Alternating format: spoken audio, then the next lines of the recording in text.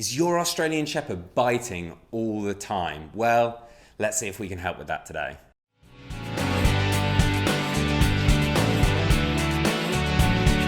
Welcome back to the Fenrir Australian Shepherd Show. My name's Joe and I'm a certified canine leader here at FenrirCanineLeaders.com. We are dedicated to helping you learn everything you could possibly want to know about the Australian Shepherd and then how to become a high-level canine leader so you can raise your very own. So if you're new here, don't forget to subscribe and turn on that notification bell so you never miss a future upload. The Australian Shepherd is a wonderful dog, but if they are biting all the time, it kind of takes that wonder out of it a little bit because you can't invite your friends over because they might bite them or whatever situation you find yourself in. That's not a position you want to have of your dog biting all the time. So today we're going to be tuning into a webinar that the CEO and founder of FenrirCanineLeaders.com, Will, has recorded all about dogs that won't stop biting and then how to deal with that situation. So over to you, Will. So here we are with another quick breakdown webinar of what is by far and away the most common puppy behaviour problem that as a canine behaviourist myself, and I know that all other canine behaviourists in the world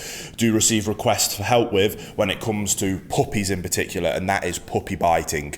Puppy biting is incredibly common, happens with every single puppy in the world, but it doesn't stop it being incredibly frustrating, and a lot of owners, especially first-time owners, absolutely pull their hair out of that. So what we want to do in this webinar is teach you, either if you're wanting to get into this as a profession, to give you the quick-fire kind of overarching concepts of being able to help your clients, and then if you're watching this as an owner and you want to become a higher level canine owner and canine leader for your dog, then we're going to give you the process that I would go through as a canine behaviourist, helping my clients with these very, very, very common problem, but it doesn't stop it being frustrating, and I am going to help you get over it, I promise. Now, I know we just quickly touched on it, but I really think it's important that we start here when it comes to puppy biting, and that is being able to have patience with an owner, especially if you're coming at this from a professional standpoint of understanding that even though if you've gone through this countless times like I have, and it might seem like a very straightforward process for you and not a big deal, it doesn't stop it being an incredibly big deal to an owner, especially a first-time owner. So if you're watching this from an owner's perspective, the flip side there is also true of understand that from my perspective as a canine behaviourist that's gone through this process countless times with people, that I understand that even though we have a very kind of play-by-play structure to be able to help you get over this, and we know that it's extremely common, doesn't mean that it's any less difficult for you as an owner, and we're going to help you be able to overcome that. And I hope that you can listen to that and understand first and foremost to be able to relax, breathe and understand, okay, I'm not alone here. I don't have an aggressive dog that I need to be concerned about. My dog isn't going to grow up to be an absolute savage and I need to be worried. This is very common. This is frustrating, and you're not the only one to be frustrated, but there is things that we can do with a little bit of consistency, patience, and calm, consistent leadership to be able to get past this. Now, the first thing that we must do with any kind of puppy biting cases is we need to exercise our puppies more. Now, I know especially in the world of large, powerful breeds, and this is kind of having a trickle-down effect to many of the even medium and smaller breeds, that people are very overly concerned with how much exercise they give their dogs because of growing bones, growing joints. Now, I'm not a vet, I don't claim to be, and you should always listen to the advice of the vets and the professionals, but in terms of what I like to say to my clients is listen to what they say, follow their professional guidelines and advice, but do not use your puppy growing as an excuse to not exercise them. Whatever is the maximum amount of exercise that you can healthily give your puppy, give it to them. The more exercise you give them, the better. Now, I can't tell you to go against your vet's advice, but I can tell you what I do personally is that I don't really follow any guidelines at all. If I think my puppies need exercise, then I let them have exercise. I do truly believe that a puppy will slow themselves down and will stop. Now, if we've got an extreme breed, like some of them huge mastiffs, or maybe a dachshund that has been bred in such a way that there is a significant issue with their growth and joints that we have to be very careful, then that might be a different argument. But I personally believe in giving as much exercise as possible to our puppies. If they were out in the wild, there'd be nobody interjecting and telling them to stop playing. Obviously, those dogs that would be in the wild aren't necessarily these dogs, like I say, the Mastiffs, the Dachshunds, that have these common problems.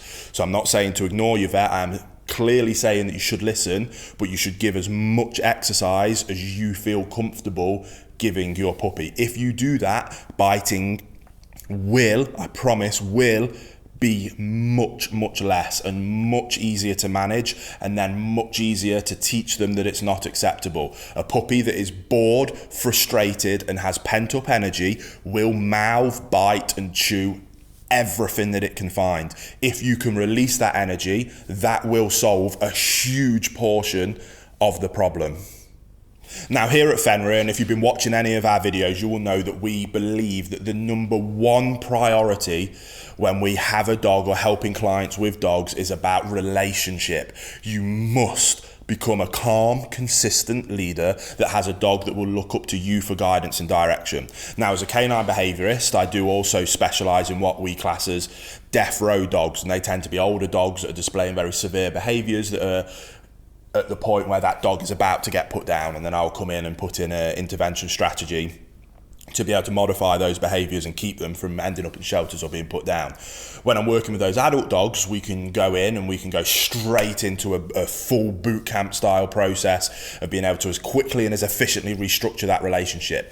Now, when it comes to puppy biting, one of the common problems that you'll find, whether you're helping your clients, whether this is happening with you, we need to address the problem. As a good leader, we don't ignore something like biting, we address it. Doesn't mean, and I'm going to talk about the implications of how we go about addressing that later, but we don't ever ignore it. That's poor leadership. We address it and we show our dogs how we do want them to behave. Now, what people will do is that they'll listen to that, they'll skip the exercise part, they'll skip restructuring the relationship that I want to talk about now, and they'll go straight to the modification plan, and then they'll wonder, why isn't it working as effectively, and I'm utilizing this verbal correction, my dog's ignoring it. Those things are a telltale sign that that dog does not respect you as a leader and you do not have a good relationship. That relationship is broken. If you are a good leader, and we use the analogy of a mum with their puppies, if you watch a mum with a litter of puppies, the second it corrects a dog through a growl, a grumble, even just a change in body language, they can get a whole litter of puppies to stop on a dime.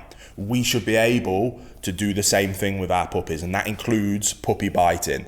A mother dog would never allow that puppy to bite them to the point of it hurting them. They would address it quickly, efficiently, and fairly, and that puppy would listen. The reason the puppy listens is because it respects the leadership of its mother. We need to get to the same relationship with our puppies, that it respects us as the leader and will listen when we tell it to stop doing things, and then also will listen when we ask it to do things. That is the essence of being able to have a fantastic dog. Now, when we've got young puppies that are biting, we don't like to put them through a boot camp process because it can be quite intense. There's lots of time around exercise that would be too much for a puppy. The drills that we do there are too intense for a young puppy. They haven't got the attention span yet. So that's where we created our Perfect Puppy program.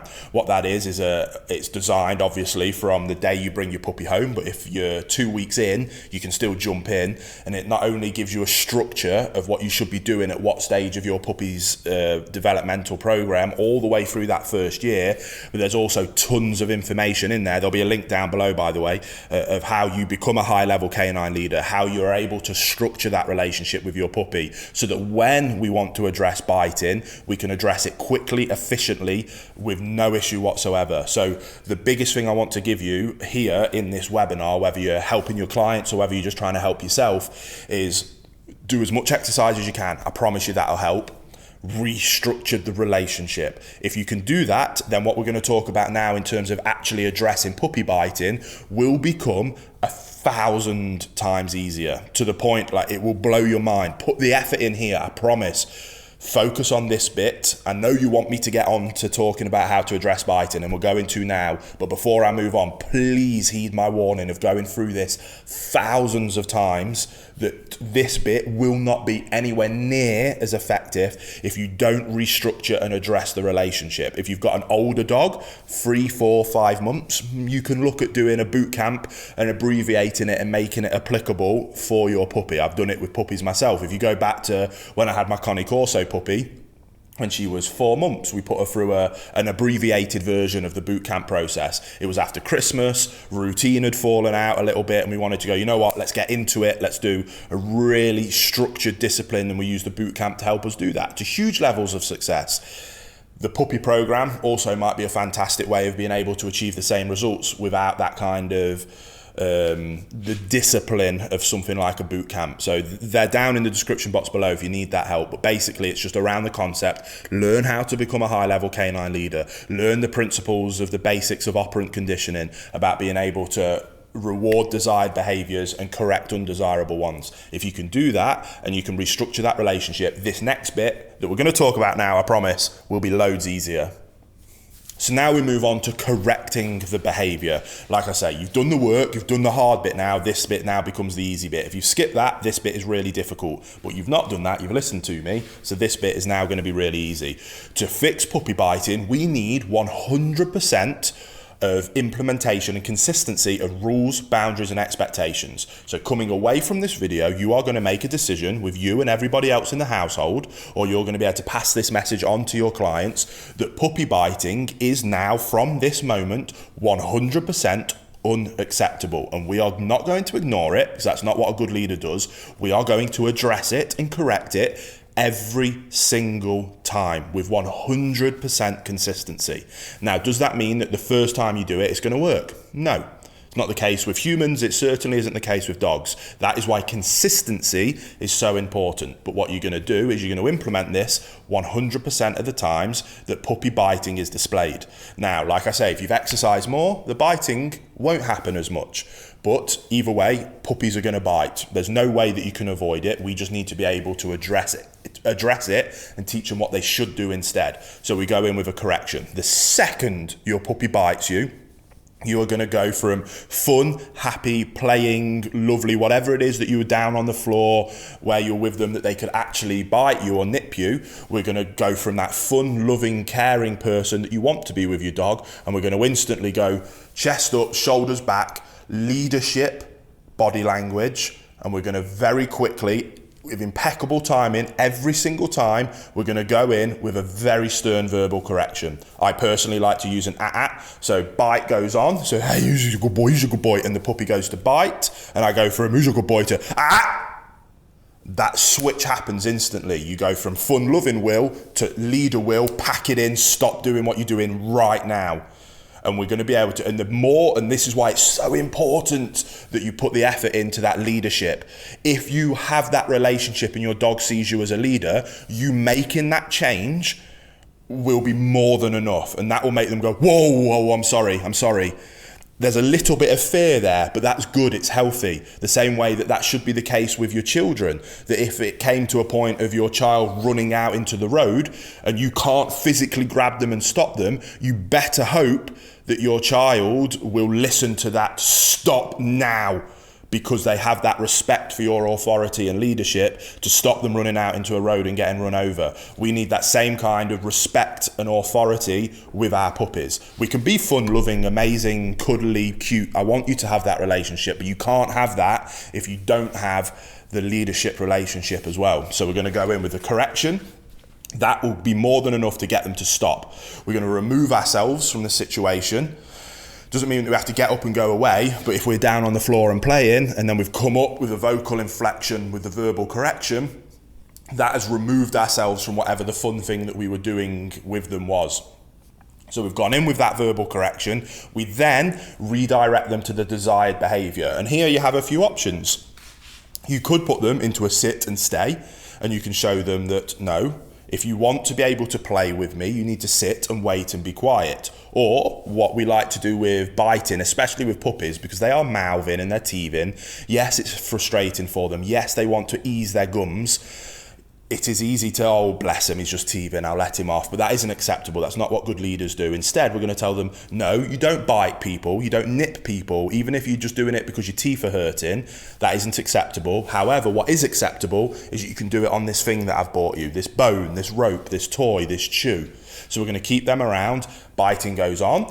We have verbal correction, chest up, vocal inflection. We go to leader, very quickly, make the dog understand very clearly. We then redirect them to the desired behaviour, which can be utilising some obedience work, but it can most commonly with biting redirect them to a appropriate chew toy, and when they're chewing on that appropriate chew toy, we then reinforce, good boy, yes. And we do that over and over and over again with 100% consistency. You will very quickly get to a point where you have a puppy that doesn't chew or bite. Problem solved. What I also want you to do very quickly on top of that is to be able to find times where your dog is chewing, or your puppy is chewing appropriate things and is biting and nipping the appropriate things in terms of their toys and chews. Then we're going to reinforce and praise that as well. So we're not going to ignore those times. We're going to let them know, yes, thank you, this is what I want you to be doing. Good boy, good girl, yes. Then if they bite you or something that they shouldn't be biting, verbal correction, redirect to what we do want you to do, reinforce that behaviour instead.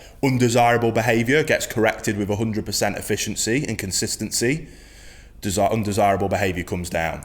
Redirect to the desirable behaviour and going out our way to reinforce when they're doing it anyway. That desirable behaviour comes up. Over time, we get this, and you'll have that perfect puppy that you've always wanted. So I hope that helps. Go away, implement it, and I promise you'll have a lot of success.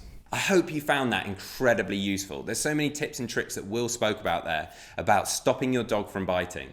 So make sure you put those into practice with your Australian Shepherd. I really hope you enjoyed today's video. If so, get involved in the comments down below as we would love to hear from you. Don't forget to subscribe and turn on that notification bell as we have 2 dedicated videos coming here every single week. So I can't wait to see you in the next episode of the Fenrir Australian Shepherd Show.